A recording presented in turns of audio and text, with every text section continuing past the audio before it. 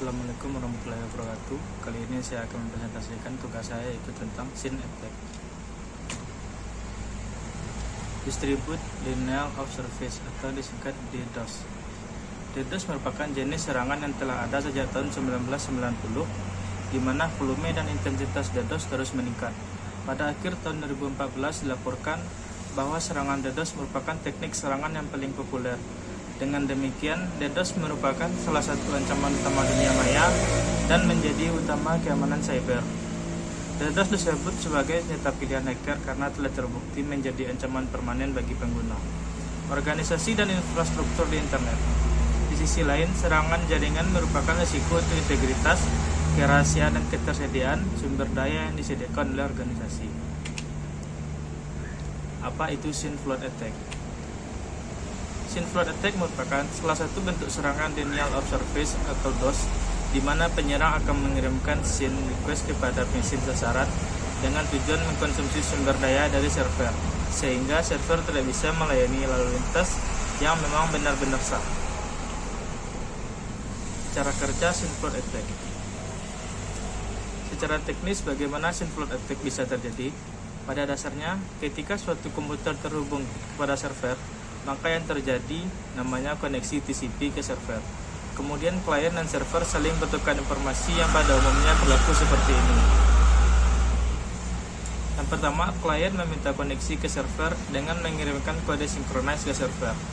Yang kedua, server mengenali atau mengakui request ini dengan mengirimkan kode SYN ACK kepada klien. Yang ketiga, klien merespon kembali dengan mengirimkan kode ACK, dan hasilnya koneksi terjalin antara klien dan server. Dalam sebuah serangan SYN flooding, si penyerang akan mengirimkan paket-paket SYN ke dalam port-port yang berbeda dalam keadaan listening yang berada dalam host target. Normalnya paket-paket SYN yang dikirimkan berisi alamat sumber yang menunjukkan sistem aktual, tetapi paket-paket SYN dalam serangan ini didesain sedemikian rupa. Ketika target menerima paket SYN yang telah dimodifikasi tersebut, target akan merespon dengan sebuah paket SYN ACK yang ditujukan kepada alamat yang tercantum ke dalam SYN paket yang ia terima, dan kemudian akan menunggu paket acknowledge atau ACK sebagai balasan untuk melengkapi proses pembuatan koneksi. Tetapi karena alamat sumber dalam paket SYN yang dikirimkan oleh penyerang tidaklah valid, paket ACK tidak akan pernah datang ke target, dan port yang menjadi target serangan akan menunggu hingga waktu pembuatan koneksi kedaluarsa atau request timeout. Jika sebuah port yang listening tersebut menerima banyak paket SYN, maka port tersebut akan meresponnya dengan paket SYN ACK sesuai dengan jumlah paket SYN yang ia dapat, mempunyai dalam buffer yang dialokasikan oleh sistem operasi. Beberapa tools untuk melakukan SYN flood attack. Yang pertama yaitu Trino, yang kedua itu Driveflood, ketiga SYN4, yang keempat TFN2K.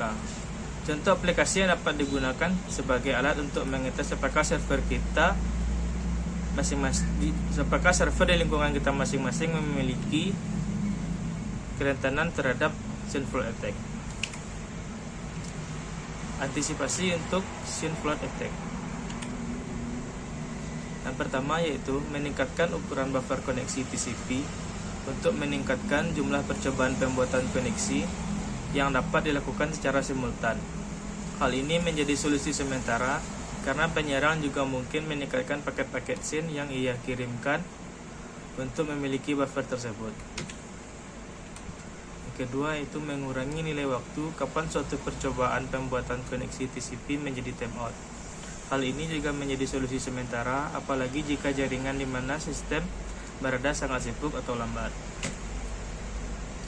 Yang ketiga, mengimplementasikan penapisan paket yang masuk ke dalam router, sehingga memblokir semua serangan yang menggunakan alamat palsu. Hal ini juga menjadi solusi sementara, karena tidak semua ISP mengimplementasikan fitur seperti ini. Yang keempat, memantau firewall dan mengkonfigurasikannya untuk memblokir serangan SYN flood ketika hal tersebut terjadi. Pendekatan ini merupakan pendekatan yang sering dilakukan oleh banyak organisasi, apalagi jika ditambah dengan intrusion prevention system. maka hal ini membutuhkan kejelian dari seorang administrator jaringan untuk memantau catatan atau log dari IPS dan firewall yang ia atur. Kelima itu filtering, yaitu memfilter lalu lintas data yang masuk untuk menentukan mana yang asli dan mana yang palsu. Yang keenam itu increasing backlog, yaitu menaikkan kapasitas backlog. Yang ketujuh, reducing sync receive timer, atau mengurangi waktu yang digunakan untuk sync ketika melewati masa tertentu, kemudian bisa di-cut request-nya.